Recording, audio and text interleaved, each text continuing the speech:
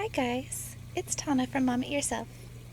Today we're stepping outside the kitchen and into the great outdoors. If you've ever dreamed of having your own outdoor cooking area, then you're in the right place. In this video, we're starting an exciting new series, Homestead Cooking Area Setup.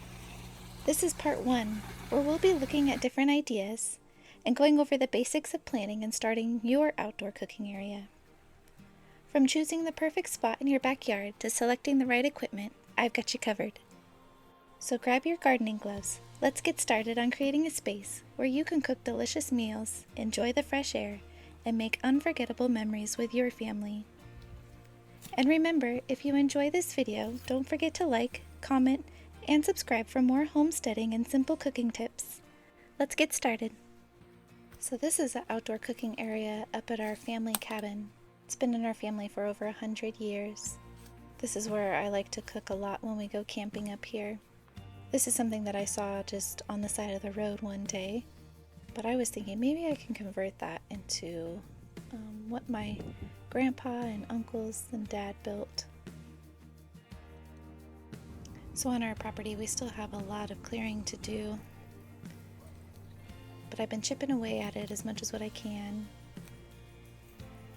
And I'm just trying to visualize the area that I want to turn into an outdoor space.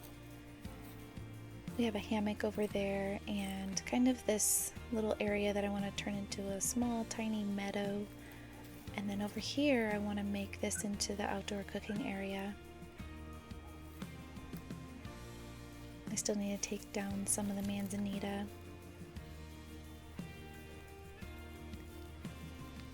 And plant some cute things there to make it pretty. I just kind of sketched out a rough plan for it. And these are actually, they're called pokeberry. I wasn't sure what they were, but I guess it's poisonous, so I need to take those out.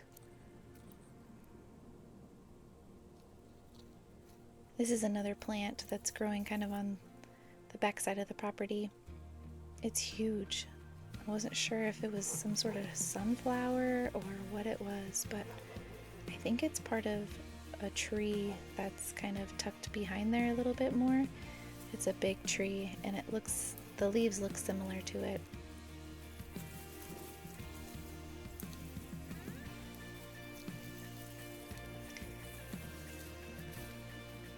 So I made a trip to Ace Hardware, picked up some compost and some topsoil.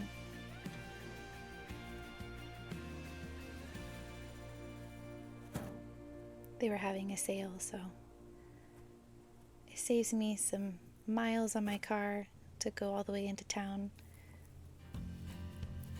They're only about 5 minutes from where I am.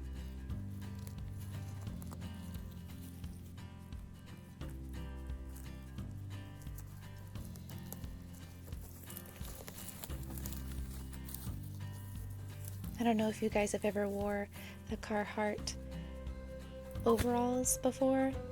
Oh my goodness, I'm in love. I don't have to mess with my pants all day.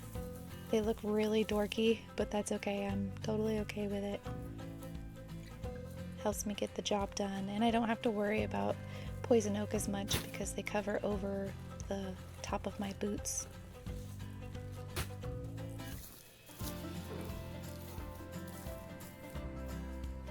So I picked these plants up. I went shopping with my best friend and we picked out some flowers together.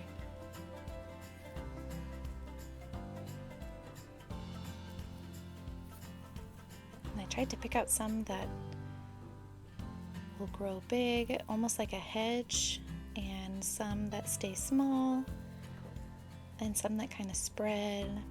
And I think one of them is a climbing flower.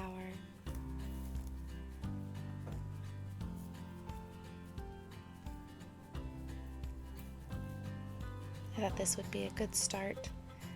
I also have some rosemary over there too. We don't have water to the property yet. We're still in the process of getting our permits. And so I got this jug at Ace Hardware. It's heavy. It holds 6 gallons of water, but it's very heavy because it's kind of long and skinny, and so it's kind of awkward to carry, and it just feels heavier than 6 gallons of water. So I like being able to use my wheelbarrow.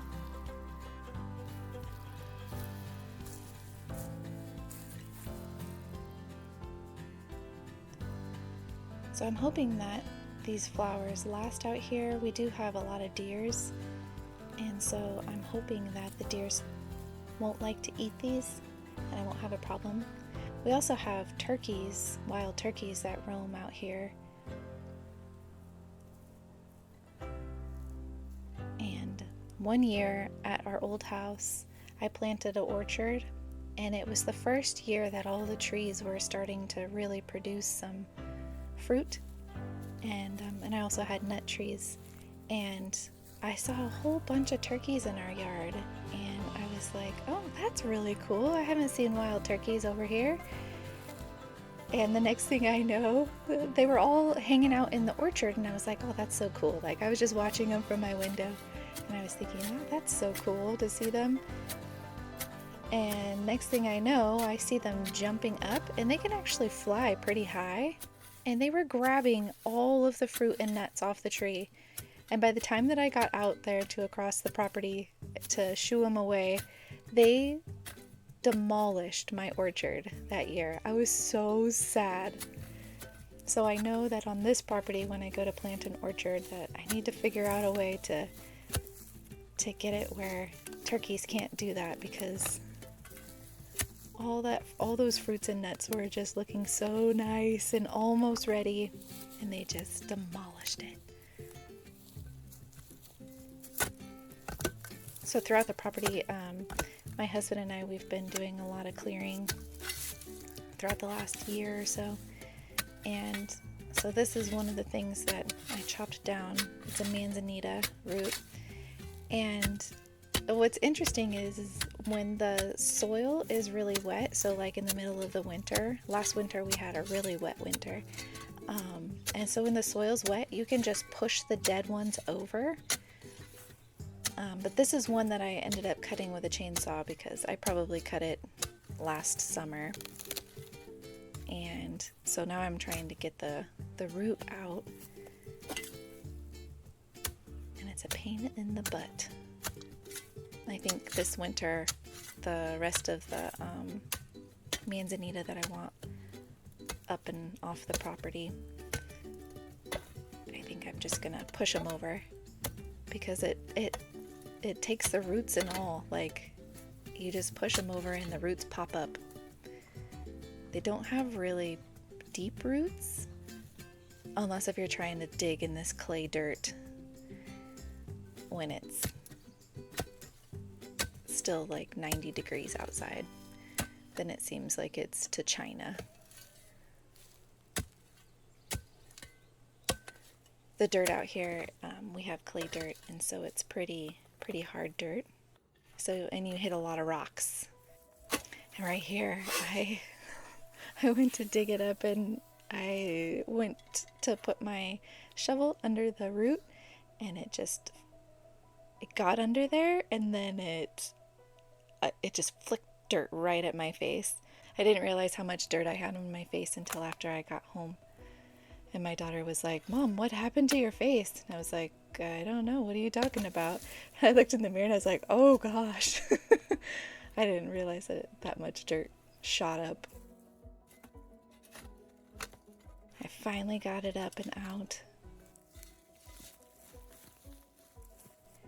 What was nice though is that it actually created the hole for me, so that way then I can plant this hibiscus plant.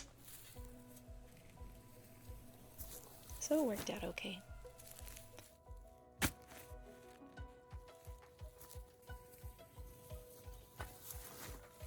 So I'm just putting a little bit of compost down first before I put the plant in, just to kind of give it some nice good soil when it goes into shock.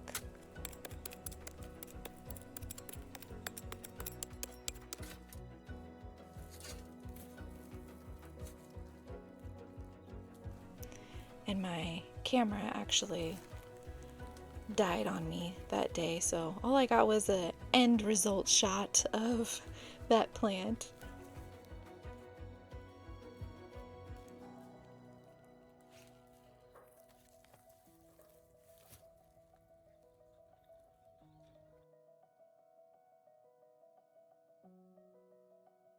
I love this time of year. It's always so beautiful out. My roses actually have a chance to flower again because it's not 110 out anymore.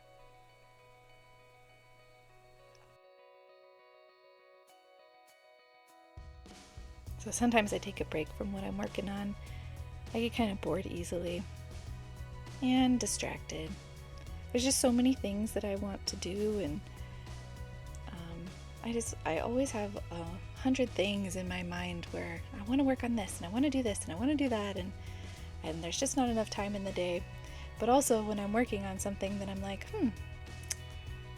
I kind of want to do this now. So I'll just stop what I'm doing, take a little break from it, and go and work on that. And so today I saw all the roses out there blooming and they all look so pretty, and so I was like, I'm gonna make a little bouquet. I've done this since I was a little girl. We didn't have a lot of money growing up, and so my grandpa would actually tell me, hey, go outside and get some things to decorate for the holidays, like for Christmas or whatever. He'd want me to go outside and try to find some pine needles or things like that. And so he would send me out, and I would go and look all around. My great grandma actually lived right next door to his house, and so she always had all the flowers and all the pretty things. So I'd go over to her house and grab some things, and go over to Grandpa's house and grab some things, and just decorate using whatever was in the yard. So that kind of stuck with me, and I've been doing it ever since.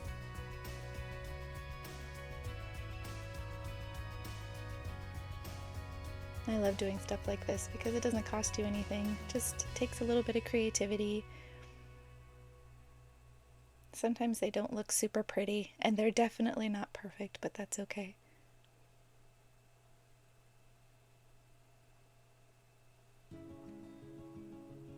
Some of the stuff that I put in my bouquets are mostly weeds, but as long as it gives it a little bit of color, I don't really care.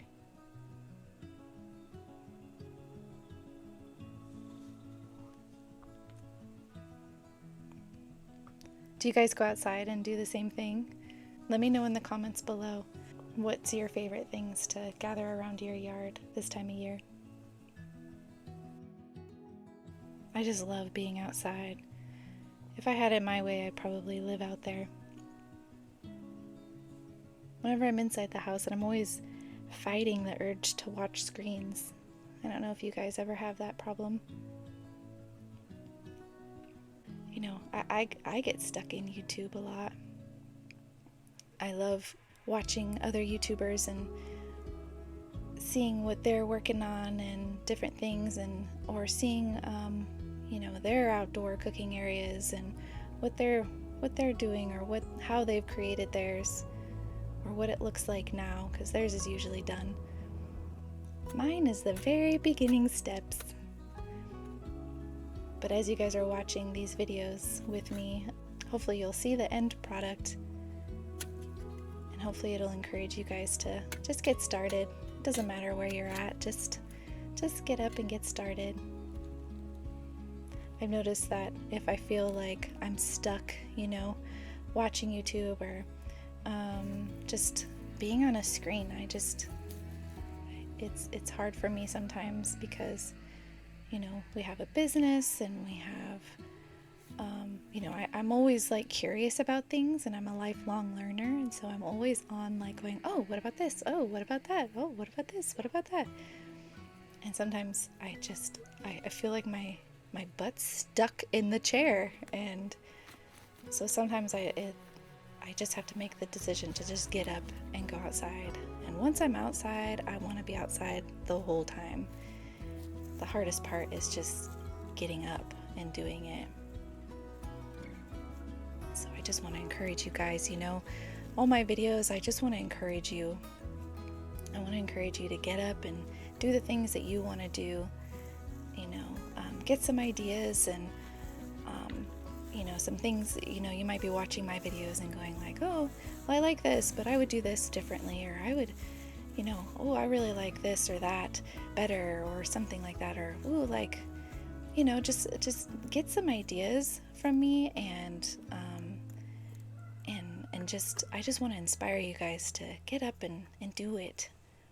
Even if that means that you're not watching my videos as much, that's okay. My whole goal is just to encourage you guys.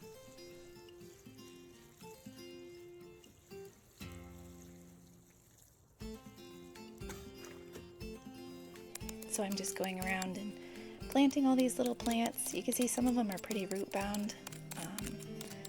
Some of them aren't. You'll see in one of my next videos, the rosemary didn't really do very well. It was really root bound, and there's still some green to it, but it's just, I just think it was too root bound from when it came from the store, and so I might have to try that again.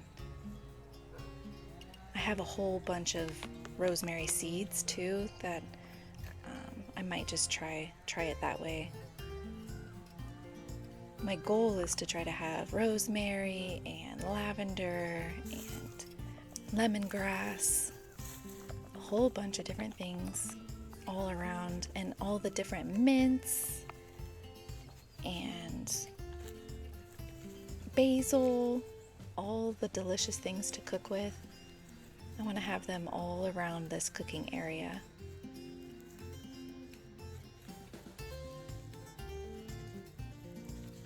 But if you've watched me for very long, you know that I need lots of flowers around me too. I have to have some practical things, that make sense, and then I have to have pretty things. Sometimes the practical things are also the pretty things, so that works out even better.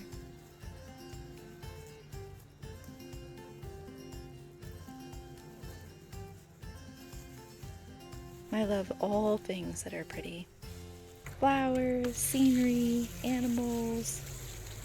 Oh man, I can't wait to live out here. I want to buy some more chickens. I actually sold my chickens. They were a couple years old and I didn't really feel like butchering them.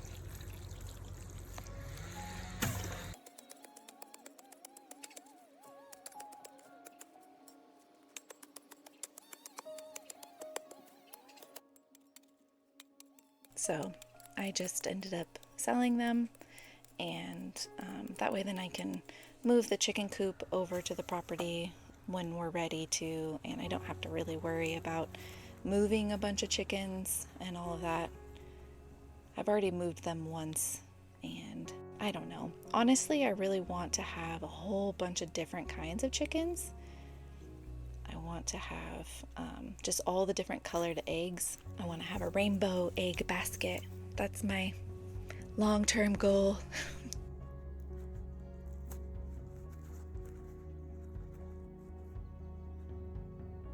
I just love chickens so much. I want to have them running all around. But I also want them to be contained to an area because they will literally eat everything. And I want to have my flowers not eaten. And so eventually I'll do some videos once I get baby chicks and all that. I'm going to definitely do videos on all of that. And also do a video. I kind of have a rough plan in my brain about how I'm going to have the chickens kind of able to go to different areas so that way then they're helping me and they're around me, but also where they don't have access to those areas all the time. So that way I can kind of move them around the property so they don't have a chance to scratch up everything. Because if they're in one area for too long, then they end up scratching and scratching and scratching, and they'll just, your land will just look like a chicken run, There's nothing living inside there anymore because they've scratched it all up. And they have actually pretty good eyesight, and so even the tiniest little blade of grass that pokes through the earth, they're right at it as soon as they can.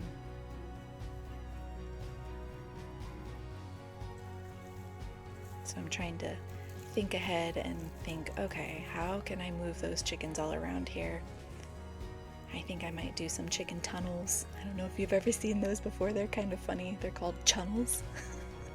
They're kind of funny. But yeah, I was thinking of doing something like that. We do have, animals around here. There's, I know one time we were sleeping in our RV and there was a bunch of coyotes that came through, which I always thought that, in my brain, I always thought that coyotes were scary, but when you see them in real life, they're really, really tiny and mangy looking, so they're not really that scary. Not compared to mountain lions or bears or things like that. Mainly mountain lions. Bears aren't really that scary, unless if you're on their bad side, but they're mainly a nuisance. They're like an overgrown rat almost. But mountain lions, those are the ones that are scary. Because usually you don't see them. They can see you. They camouflage themselves very well. They'll see you long before you see them. And that's what scares me. But we don't have those around here, really. Oh, and there's foxes around here too. That's another thing I need to look out for.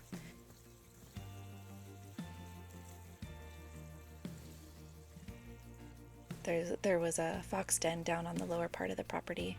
When we first got the property, there was a little trail of chicken feathers. One of our neighbors that lives kind of kitty corner to us, they have chickens. They have a whole bunch of chickens. And one time I saw a whole trail of chicken feathers through the yard, and I was like, oh my. And then I saw the fox den that was very close by. And so I was like, oh, okay, I gotta really make sure that those chickens aren't able to just run around freely like how I usually do in my yards.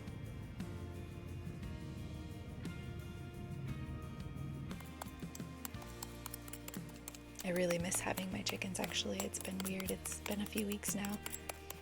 And I have no idea what to do with my scraps now. I mean, some of them I can give to the dogs and things like that, but just all the little ends and pieces of fruits and vegetables and things like that I would just put in a bowl and send it out to the chickens every day. Now I'm like, I can compost it, but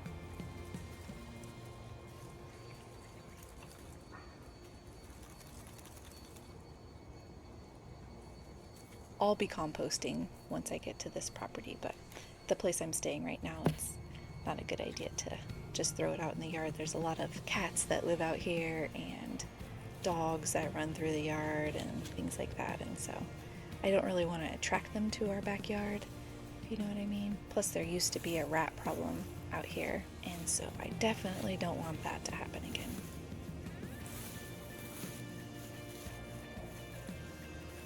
But it's been hard because I just have been throwing a lot of the scraps away, and my chicken mama heart is freaking out, going, oh my gosh, it feels so wasteful. So on this side of the property, I'm going to try to do like a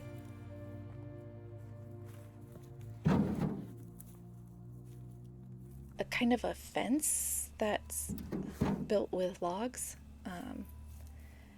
The property kind of slopes right here, and we could see our neighbor's yard pretty clearly from up here. We're kind of up on a hill, and so we're higher than most of the people around us, and so I kind of wanted to make like just kind of a little bit of privacy. That's why I'm hoping that those plants will grow. Some of them will grow to be 6 to 8 feet tall. And I think that'll just kind of give that space just a little bit of privacy. And just, I really like the texture of stacked wood. I don't know what it is. I've always loved it. Just the messy uniformness that's just, no two logs are the same. And I like the different, so we have a lot of oak out here and digger pines, which I don't really care for the digger pines very much, but they're excellent for when you're making a fire because they're really, number one, they're lightweight, and and so it's easier to carry logs of pine than what it is this oak. This oak is pretty heavy, but I really like the pine because it starts easier. You can light it easier. You can, there's always little pieces that I can start a fire with, and I really like that. So you'll see me in the next few videos where I'm going to be building it more and more, and I'm hoping that you guys will think it looks cool too.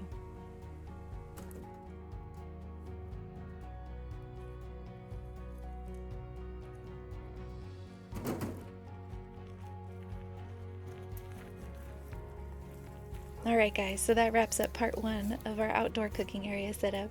I hope you've enjoyed it, and I hope you found some useful tips for your own outdoor cooking space.